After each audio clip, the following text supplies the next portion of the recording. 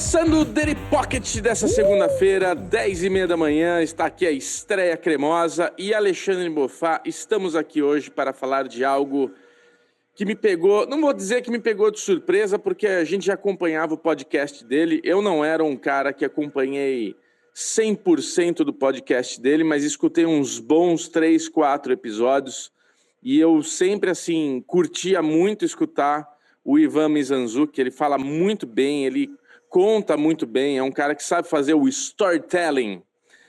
Agora, quando entrou o caso Evandro no Globoplay e eu comecei a assistir Alexandre Bonfá, a gente viu o primeiro piloto para falar no derivado. E quando a gente viu o segundo, o terceiro, a gente teve muito comentário, né, no derivadão. E quando a gente vê o primeiro episódio, a gente cria uma opinião e me fez pensar muito no que a gente está vivendo hoje, Alezinho. Porque como a gente forma opinião muito facilmente, sem ter assim, tipo, a real da parada. Então, quando você assiste o primeiro episódio do caso Evandro e para por ali, você tem certeza que a família Abad, que a galera tá envolvida, você fala, tá vendo, os políticos e não sei o quê, e puta merda, e que absurdo. Eu, inclusive, quando vi esse primeiro episódio, Alezinho, eu fiquei tão mal que eu falei, nossa, cara, acho que eu não quero nem mais ver. Porque quando o cara descreve o que aconteceu, que a Beatriz Abad, a Beatriz é a mãe, né? Eu não lembro agora o nome da... Beatriz é a filha. É a filha. Beatriz é a filha, a Celina é a mãe. A Celina, porque a Celina pegou o coração da criança e ela falou, isso daqui é para nossa campanha. Eu fiquei assim, como pai, eu falei, meu Deus do céu, que crueldade, que coisa horrível, será que eu quero ver isso? E daí eu parei, mas aí a galera que comentou no derivado me fez querer assistir mais. E ainda bem que a galera me fez querer assistir mais. Porque você muda muito durante esse documentário. Então, assim, a gente vai rapidamente aqui falar da série, mas foram 7 episódios intensos, 7 episódios que você fica ali falando... É inacreditável, cara, é inacreditável. Eu tive dois pensamentos, meu querido amigo Alexandre Bonfá, que foi como a gente forma opinião facilmente errado, como a gente consegue criar uma opinião errada muito facilmente, como a gente é facilmente manipulado por informações, e como esse documentário me fez pensar quantos casos Evandros não existem no Brasil, cara. Quantas situações semelhantes ou piores existem por aí no Brasil. Quantas pessoas inocentes estão presas, estão aí de forma julgadas e tudo mais. Cara, é uma loucura pensar no caso Evandro.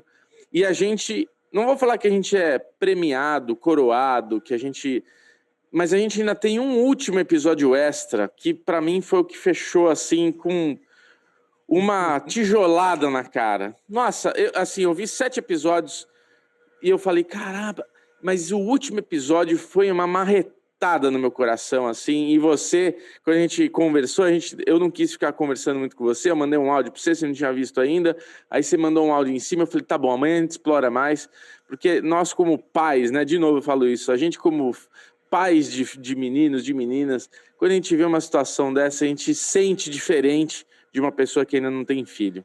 Alexandre Bonfá, como foi assistir 8 episódios do caso Evandro?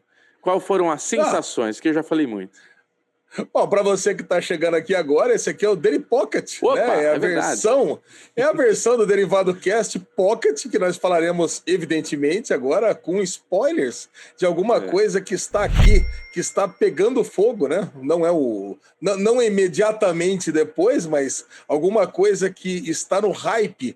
E não tem nada mais no hype agora do que Caso Evandro, da Globoplay. Agora encerrado, estão lá os 8 episódios, 7 episódios para fechar a história, pelo menos do que nós sabemos do Caso Evandro até agora. Pois é. E um 8º episódio, como diz o Bubu, é um episódio bônus focado inteiramente no caso do Leandro Bossi. Cara, e eu vou falar para você, realmente é uma história que mexeu comigo de todas as formas. A gente já comentou bastante do derivado principal, dos 2 primeiros episódios, depois dos 2 seguintes. E quando a gente ouve, vê várias séries que falam de histórias criminais, a gente pensa assim, nossa, mas está tendo muita piruetada isso aqui, né? Isso aqui está muito irreal.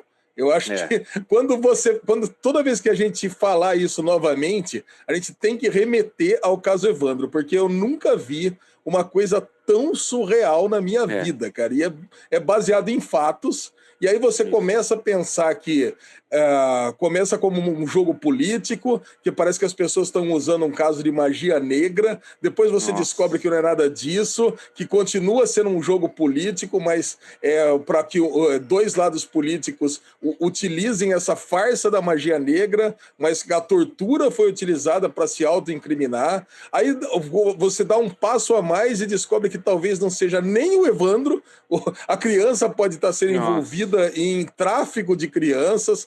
Aí, É, quando você tem o primeiro menino, você acha que você vai descobrir que é ele, você sabe que não é nem um menino, pode ser que seja uma menina, né? Aí depois você descobre que realmente era uma menina. Então, aí o tio, parecia que era o justiceiro, e você descobre que ele pode estar envolvido na história. E, putz, cara, é uma coisa que a gente já sabe desde o princípio é que essa é uma história que a gente não vai ter fim. E até hoje, caramba, cara, velho. e até hoje os pais estão esperando uma conclusão dessa história. A Caramba, gente ouve cara. muito, a gente vê muito pouco dos pais do menino Evandro, né, na É, série, mas a gente vê é, muito do João Bossi durante o documentário todo. Cara, e deve ser muito cruel você não ter um fechamento dessa é, história, né? é E, isso. e assim, como pai, né, especialmente como pai do menino de 8 anos de idade, que é mais ou menos a idade dos meninos quando eles foram sequestrados, é aterrorizante, cara, você pensar que você tem o seu filho subjugado e você não consegue nem saber o que aconteceu. E no final das contas, cara, você tem um podcast do Ivan Mizanzuki com, sei lá, mais de 30 episódios, onde está É, se investigando uma história toda e está investigando só os meandros do processo e o alvo principal do crime mesmo, que é o que aconteceu com os meninos, ninguém nem vai a fundo, é, ninguém nem investiga direito, né, para saber o que aconteceu. Cara, é bem triste esse caso, cara, é do que muito triste. aconteceu no Brasil. Alezinho, lembrando que a gente tem um superchat aí, quem quiser mandar perguntas, que hoje, essa semana, assim, vai acontecer uma coisa em especial, que a gente está gravando o Daily Pocket agora cedo, e agora, depois do almoço, né, a gente já vai gravar o Derivadão, então quem quiser mandar perguntinhas, a gente já vai levar para o Michel também poder comentar, a gente poder trocar uma bolinha rápida ali sobre o caso Evandro, que o Michel também vai querer falar, né, cara? Boa, É muito. assim, é o que você falou, Ale, o documentário termina e a gente tem muitas opiniões formadas, mas não tem nada conclusivo, cara. E isso é uma coisa que é assim, é uma maluquice, porque a gente tem 6 episódios. Vou começar de novo, vai. Quando a gente tem a Netflix que nos traz documentários muito bem feitos sobre histórias, sobre true crime, né? True crime. A gente sempre assistia e ficava, caramba, que loucura, que não sei o quê. Tem aquele lá do pai que mata as 2 filhas e, sabe, tem um monte de coisas muito bem feitas na Netflix, de true crime. Agora, o caso Evandro, cara, assim, eu preciso levantar uma bola absurda para eles, porque a Globoplay tá entregando, assim, um documentário que, cara, não tenho o que falar, assim, é muito bem feito, muito bem executado. Esse é um documentário também que tem que sair pra fora, assim, pra galera assistir e falar, caralho, velho, que história maluca, isso dá uma série, isso dá um filme. Agora, o pior de tudo é essa parte que você falou de não ter fechamento, cara. Porque assim, quando tem um acidente de um avião, por exemplo, que não acha um corpo, mas você sabe o que aconteceu. O avião caiu e as pessoas morreram, e é uma tristeza você não poder enterrar. E, nossa, Ah, não quero ficar fazendo comparações, mas esse lance de tipo, você ter uma história tão misteriosa, tanta coisa esquisita, tanto mistério. E assim, cara, eu não sei se você ficou com essa sensação de tipo fizeram o DNA, acharam que aquele corpo realmente era do Evandro. Mas sabe quando não fica uma coisa... Eu não fiquei com uma sensação, mas era mesmo? Era Não, mesmo? Isso lógico que daí não. foi bem feito, cara? Esse DNA foi feito por alguém de confiança? Ou isso daí foi feito só pra dizer que era um menino? Caralho, velho, será que esses moleque... Porque assim, também tem esse lance de tipo... Eu tava conversando com a minha esposa, ela não queria nem conversar direito, ela não queria nem saber disso daí. Quando eu começava a contar pra ela, nem me conta, nossa, que pesado. E essa coisa de fronteira, cidades, estados que ficam muito próximos de fronteira, né? Então ali você tem uma coisa perto do Paraguai, Uruguai, né? Tipo, meio fronteira. Então você tinha um monte de coisa para escapar. Porra, e os moleques tudo bonitinho, loirinho, olhinho azul. Aí entra esse negócio do mercado, que pegaram a ligação do telefônica daquele cara que era muito estranho, o Diógenes, né?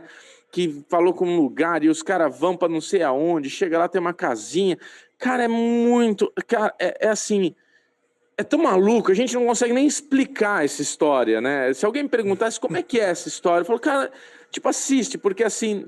Até agora eu não formei uma opinião clara do que é a parada. É muito louco, cara, é muito louco. Cara, não dá para formar uma opinião clara. Eu sei que logo no primeiro episódio, né, que a gente comentou no Derivado, que eu peguei e falei, nossa, essa história é muito louca, que pô, a mulher e a filha do prefeito mataram o menino. Eu peguei e falei e acusei elas. E a galera... Puta, e a galera veio no comentário e falou assim, não, Ale, você tá completamente errado, assiste o próximo que você vai ver que não é nada disso.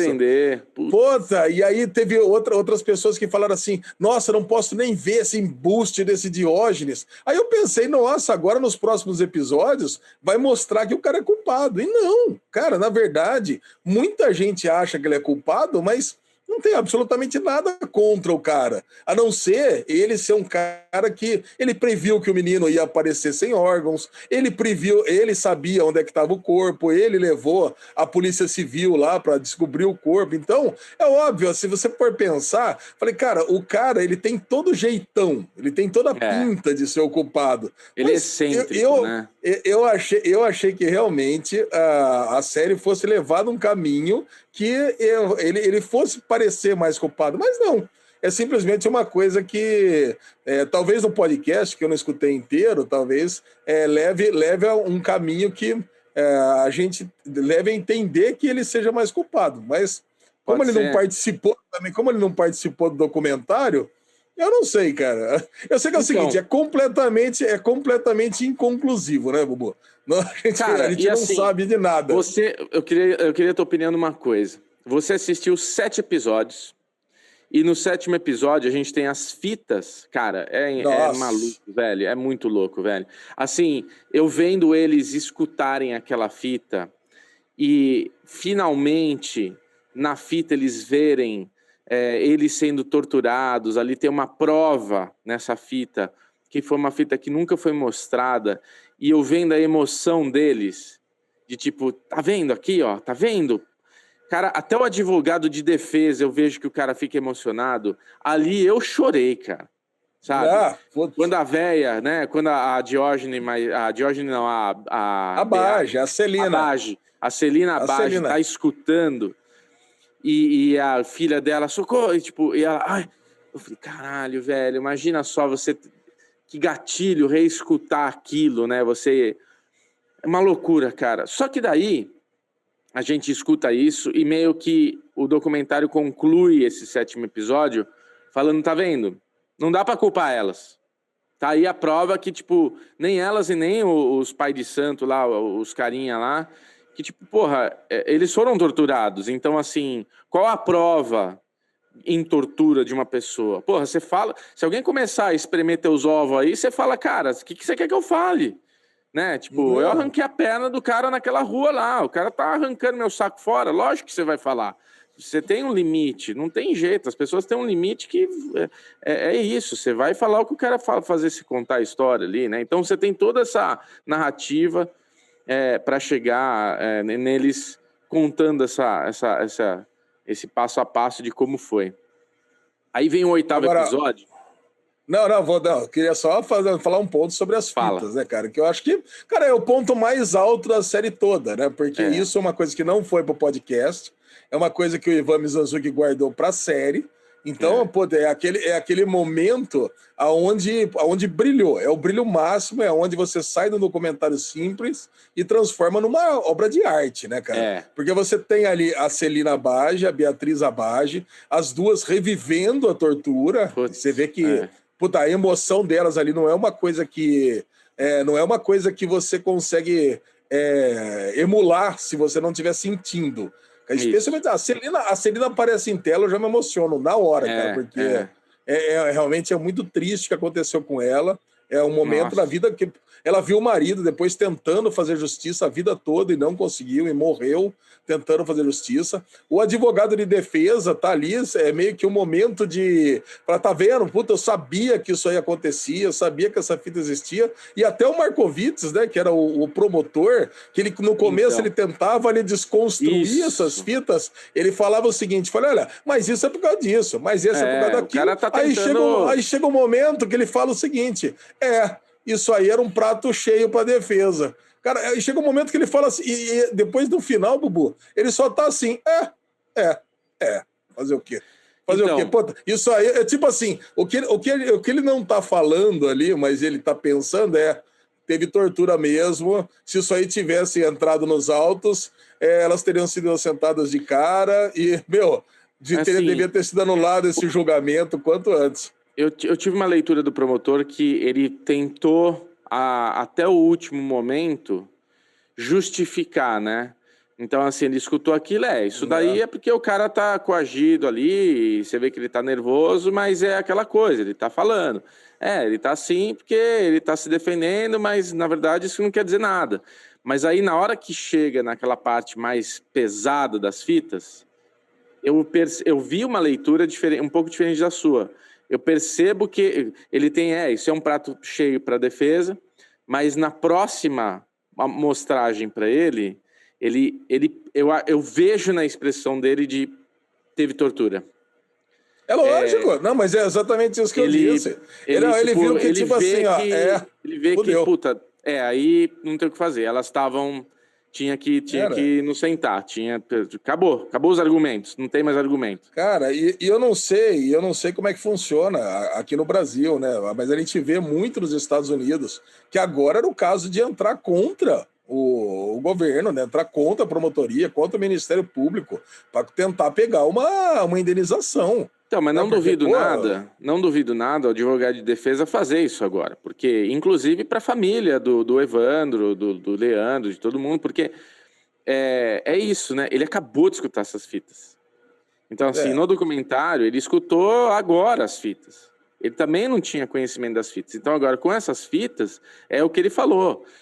O Paraná deve um pedido de desculpas para essas famílias, tem que indenizar essas famílias. Tem um cara que morreu na cadeia preso e ele não deveria ter sido preso, entendeu? Não tinha nada concreto, pelo contrário, tem agora provas que eles foram torturados e isso já não tem como colocar eles como culpados, não dá para, tipo, a prova que tem é eles confessando, e o que eles confessam é sobre tortura, então acabou qualquer argumento.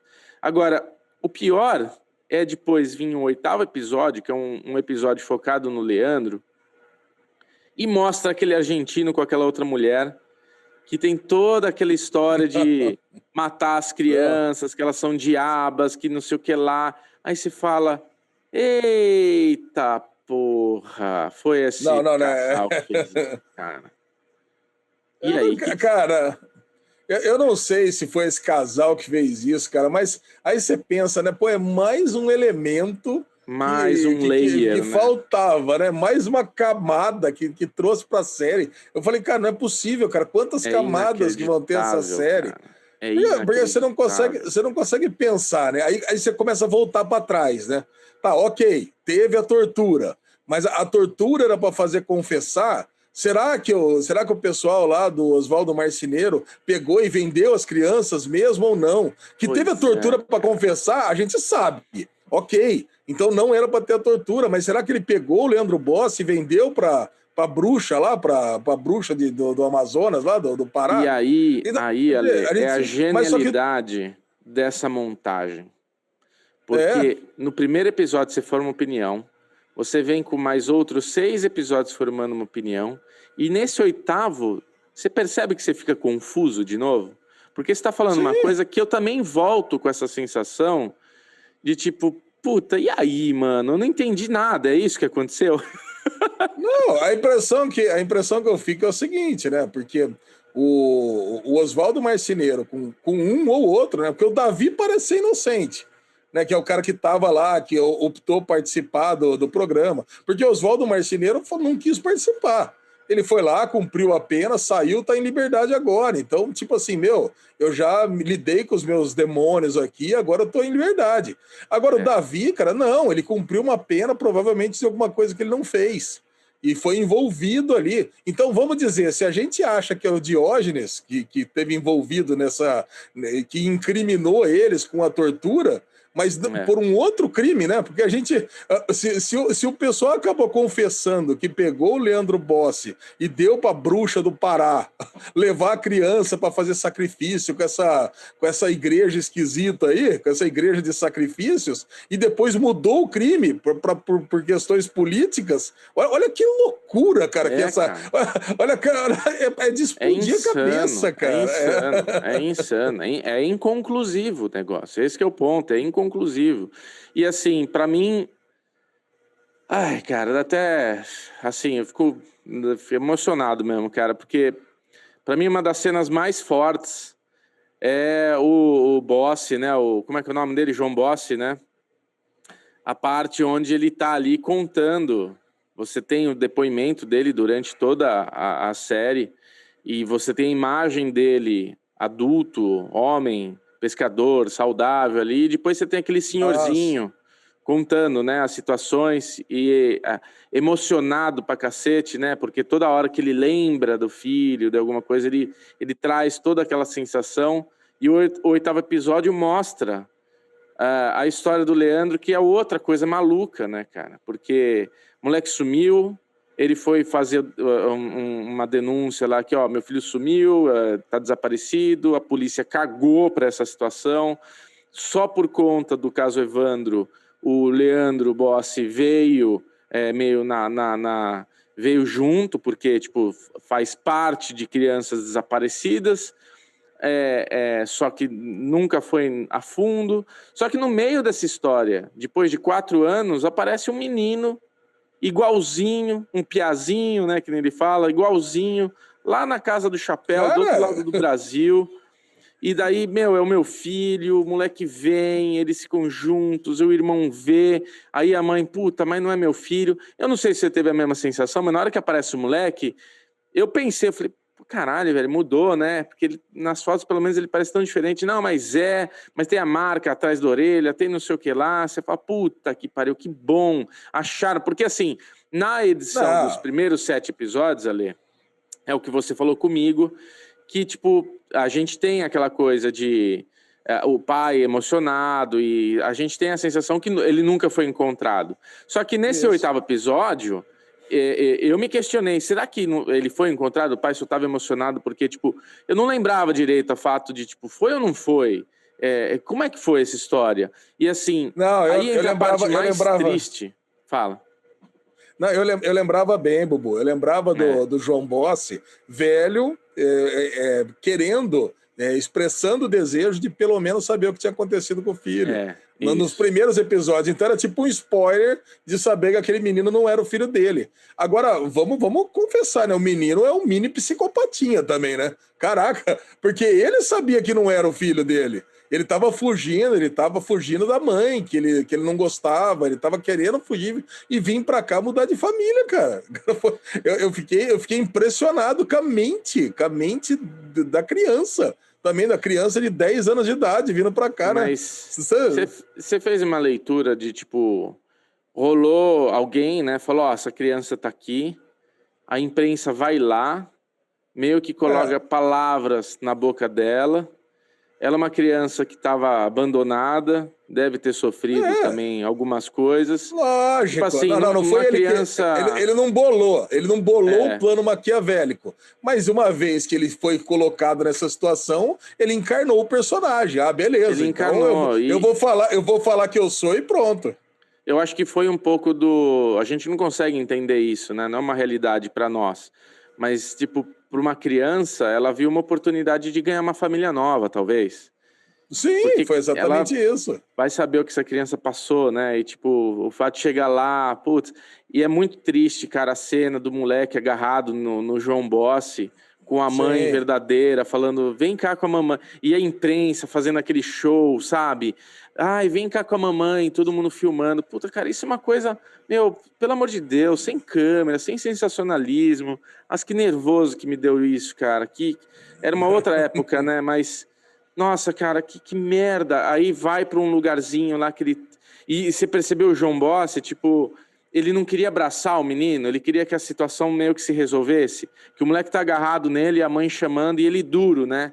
Tipo, você vê ele, né, a expressão corporal dele de duro, mas tipo, querendo abraçar o menino, querendo... E no fim é isso, ele queria ter ficado com o menino, né? Era uma forma dele preencher um espaço, só que a justiça deu pra mãe, né?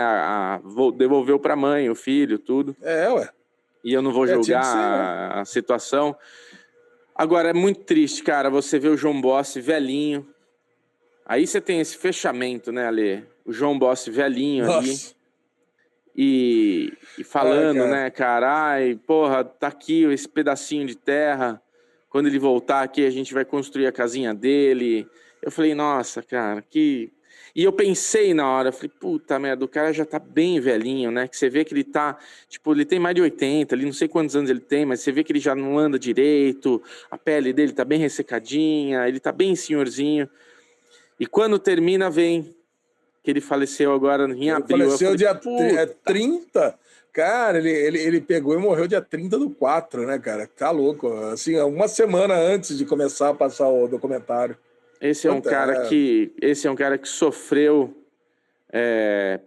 por saber o pai, né, a Bage lá, o prefeito, esse cara, foram caras que viveram o resto da vida deles querendo achar uma resposta, querendo ter uma conclusão de alguma coisa e nunca conseguiram, né?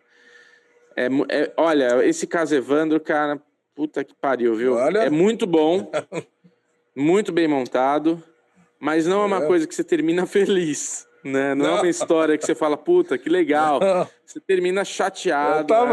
Olha, Bubu, eu tava até pensando aqui, né? Semana que vem no Daily Pocket nós vamos pegar uma comédia, né, cara? Nossa, vamos trazer alguma coisa feliz aí. Vamos pegar uma comédia, vou trazer um negócio feliz. Cara, porque esse não tem... Além de não ser um caso feliz, né? Óbvio, né? Um caso muito triste, do começo até o fim, não tem nem redenção, né, cara? Pra gente falar assim, pô, pelo menos teve... Não tem redenção. Não tem. E uma coisa que eu pensei desde o começo do caso Evandro é que eu imaginei que fosse ser uma minissérie mesmo, sabe? Uma minissérie dramatizada. E agora eu entendo por que não foi uma minissérie, porque não tem conclusão. E se fosse uma minissérie, é uma minissérie muito ruim, porque tudo bem, você vai contar os fatos, imagina como é que seria a dramaturgia disso. Você começa com o menino que sumiu e ninguém sabe o final. Você pode até contar os fatos ali, mas você ia contar o quê? O desespero de uma família que chega no final e morre todo mundo e ninguém sabe o que aconteceu? Caraca, cara, isso é a pior minissérie do mundo, né? Essa é a pior. Nossa, cara, Galera, deixa no comentário aí o que vocês acharam, porque é isso, acho que é um documentário que é legal assistir, é importante todo mundo assistir, mas saiba que não é uma história feliz, né? É muito pesado, nossa, cara. Assim, a minha esposa não quer ver, assim, não queria nem que eu contasse os detalhes. Quando eu começava a querer trazer para trocar uma figurinha com ela, ter a opinião dela, ela não, cara, não me conta, para por aí, chega, sabe? Eu não quero nem imaginar que isso é uma coisa que pode acontecer com o nosso filho, tipo, não... E acho que é isso, né, Ali? Acho que para qualquer pessoa é um documentário forte. Agora, para você que tem filho, é pior ainda. Consegue... nossa, tem altos e baixos ali que é inacreditável, cara. É inacreditável. Eu vou falar para você, Bubu, eu não quero nem passar nem por perto de Guaratuba, cara. Nossa, cara. Eu quero mandar um beijo para todo mundo, todos os ouvintes do Derivado Cast de Guaratuba, mas olha, Se tiver Nossa. que fazer um encontro Derivado Cast em Guaratuba, a gente vai para a cidade vizinha, porque, caraca, Que loucura. ficou uma má impressão. Vamos tentar dar aquela respirada funda para encerrar, então, o Daily Pocket. Gente, obrigado por vocês estarem aqui com a gente. A gente está super feliz com o Daily Pocket, de verdade. Assim, fez uma coisa um pouco repetitiva, mas esse daqui é o terceiro Daily Pocket. O segundo Daily Pocket foi melhor ainda que o primeiro. A gente está vendo os números crescerem de pessoas acompanhando a estreia, né? Esse chat ao vivo que a gente faz, que é bem gostoso. Então, brigadão, de verdade. Bem-vindo às pessoas novas aí que estão conhecendo agora o Derivado Cast. Já aproveita para se inscrever, já aproveita para deixar like. Se quiser seguir a gente lá no Instagram, eu sou bclemente22 no Instagram e no Twitter. Alexandre Monfá, como é que é o seu arroba aí? Dá o arroba para todo mundo. Eu sou Ale Bonfá Cardoso no Twitter, Ale Bonfá no Instagram e Derivado Cast em todas as redes sociais. E tamo lá, Bubu. E tamo lá no Telegram, né? Que é o principal. Derivado Cast no Telegram. O grupo que tá crescendo absurdamente, cresce mais que a ação da GameStop. E é nóis, cara. E é nóis. Quarta-feira tem estreia. Já essa quarta-feira, Loki, não é? Olha aí. O que nós vamos fazer com o Loki, Bubu? Cara, vamos fazer outro Daily Pocket? Vamos fazer outro Daily Pocket? Não, Loki, então já que a gente trouxe Loki aqui, Loki vai ter que ser um fogo no rabo. A gente vai ter que fazer um fogo no rabo, porque assim, o derivado sai na quinta-feira, que é o pior dia agora para Loki. Porque como o Loki sai na quarta-feira e o derivado sai na quinta, a gente vai estar meio com uma bandeira velha aí porque a gente grava na terça para o derivado sair na quinta. Então assim, gente, não vai ter o que fazer, mas a gente vai fazer o fogo no rabo, no Telegram, provavelmente. Então, quem quiser já segue a gente no Telegram, também é @DerivadoCast, é isso, Alezinho? No Telegram, baixa o aplicativo do Telegram, é um grupo de mais de 2.000 pessoas, a galera conversa, troca muito figurinha lá, a gente tá lá, tem a pauta da semana, que o Alesão faz a guerra de streamings, a galera pode votar também, elegendo o melhor streamer, a melhor série da semana. Então, assim... Vamos criar esse Clube Derivado Cast que ele só aumenta e a gente está super feliz. Então tá, gente. Senão a gente fica aqui só repetindo esse finalzinho. Um beijo para todos e até semana que vem. Adiós!